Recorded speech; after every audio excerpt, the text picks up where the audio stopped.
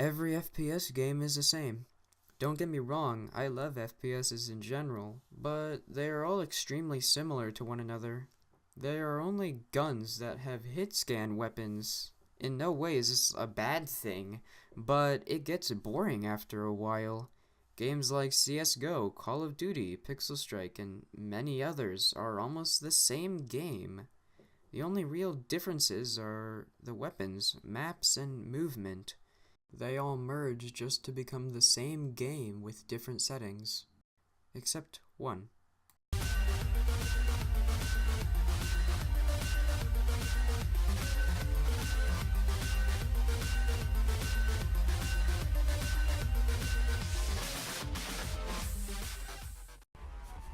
The app in question is called BattleBears Gold. It's free for iOS and Android. It's just your boring, generic, everyday first-person shooter. Except it's not. BattleBears doesn't only have hit-scan weapons, but also projectiles, but is not limited to only flying missiles. This game has some of the most creative weapons I've ever seen in a video game, or even on the internet in general. Of the 140 weapons, around 30 of them are just reskins. That means that 80% of the weapons in this game are different. I am not making this number up. There are so many varieties of weapons, if you can see from the gameplay in the background. To be honest, the only classes with the most boring weapons are Oliver, Riggs, and Astoria. They have great weapons, but most of them aren't the most creative. But in a way, this isn't a bad thing. All these classes have their purpose. Oliver is supposed to be the middleman, not treading too far from normal FPSs. The sniper, Astoria, is a long-ranged class with a weird but very important scope mechanic. The longer you look at the enemy, the more accurate your shot is. This is in place to stop skilled players from just instantly killing other people from across the map.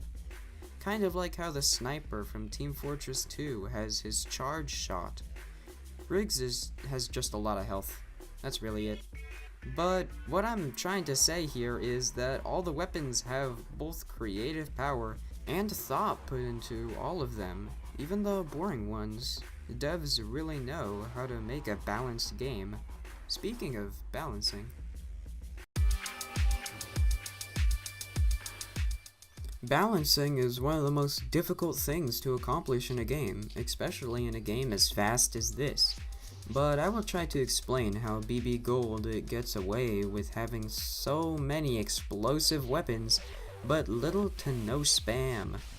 It's because of the long reload times and slow firing speeds. Now, they don't take forever. Only 1 to 8 seconds maximum, normally 5 or 4 seconds. The slow reload forces players to make their bullets count. If they waste them, they will just be a sitting duck while they wait to reload. The slow firing speed helps with the slow reload. You can't miss your shots. They both go well together. Plus, since BB Gold is kind of a slow-paced game, the long reload times won't really get in the way of you finding another enemy before you finish reloading. It's a really well thought out process. Continuing on with balancing.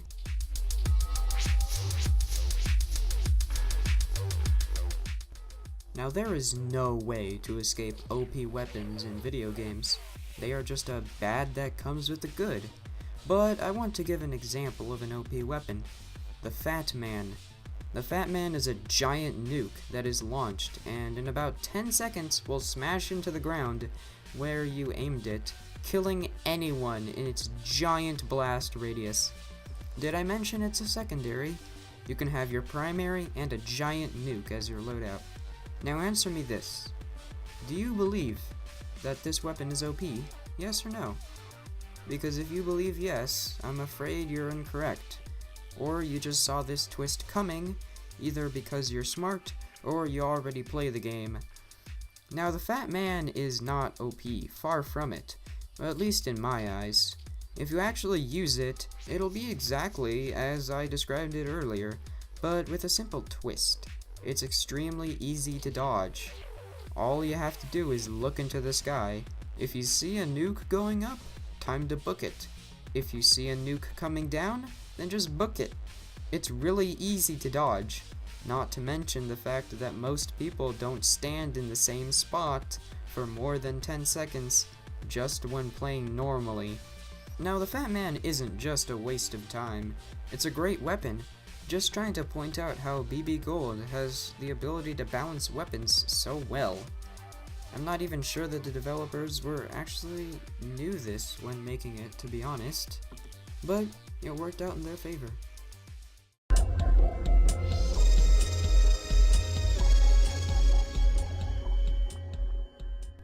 Now, Battle Bears isn't perfect, and for this to actually be a real review, I have to include some bad things that I don't like about the game, even if they're true. Now, the combat tech is a bit too overpowered. She has the ability to equip 2 weapons at the same time, which I think is a great idea. Just instead of making her OP with 2 weapons, make her slightly above average with 2 weapons, and really easy to kill when 1 weapon is reloading. This will make it easy, and will make it so that players will have to strategize more instead of just running into battle. The gravity well is really underpowered. Just increase the damage or the projectile speed. I know it's a secondary, but it's just really bad. Now if you don't know, Jump needs to be bought in the store. That's kinda dumb. I think it should be free for everybody. Now for the big rant. New players. Now I'm not saying that new players are bad. In fact, if we even want this game to be played in the future, we must have new players join. Now I'm not saying that BBG is void of new players. I'm saying it's hard for a new player to even start. A lot of the weapons you get are underpowered, and they have a very small amount of weapons that they can actually buy in the first place. Also, coupled with the fact that most of everyone who plays the game are all extremely skilled, noobs just spend all their time in the respawn screen, and that's not really that fun. I feel that if new players started out with more gas and jewels, and maybe more weapons, and then there was a video explaining how the game actually worked, like teaching mechanics and characters, at least in more detail, then it would increase the amount of new players who actively play the game.